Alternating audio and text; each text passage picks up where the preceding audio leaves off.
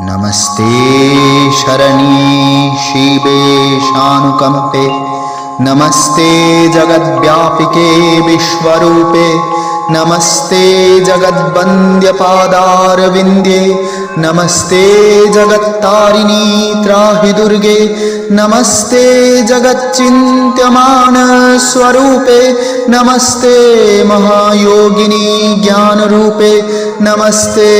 सदानंदनंद स्वरूपे, नमस्ते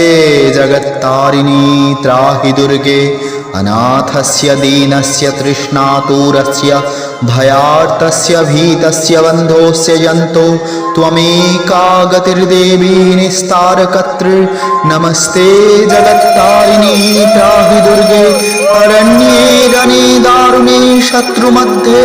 अनले सागरे प्रान्तरे राजगेहे त्वमेका